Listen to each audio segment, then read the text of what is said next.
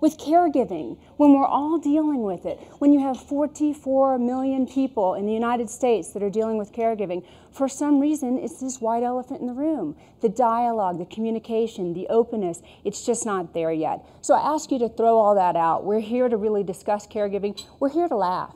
We're here to laugh about our situations, to be with one another, to understand that the alternative is the person's not there, to understand that the alternative is that we're not role models for others when they need to take care of us. So I'm giving you permission to enjoy this presentation and to just live within it.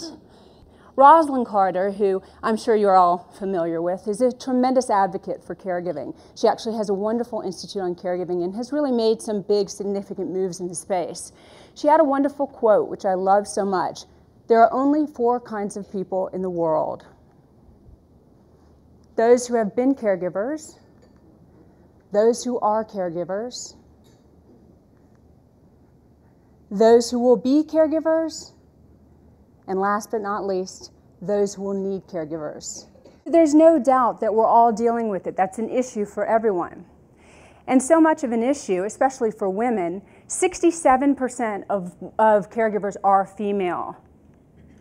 33% are male. Now you'll be surprised, it was much higher, females. It's really changed and started to balance out. So before we do any male bashing in here, that's an important thing to remember and to really begin to embrace men in the caregiving experience. So as I said, there are 44 million caregivers currently. When you really look at the statistics, you start to understand more clearly sort of what's the profile and the picture of it. We see the gender. The average age is 57 years old for a caregiver. She's usually in the sandwich generation. She's taking care of her children while taking care of her parents. 47% of all caregivers are in that sandwich generation. You are not alone. And with that being said, the average caregiver cares for about 4.5 years and on average about 18 hours a week. This is my grandmother. And I will do my very best not to cry for you.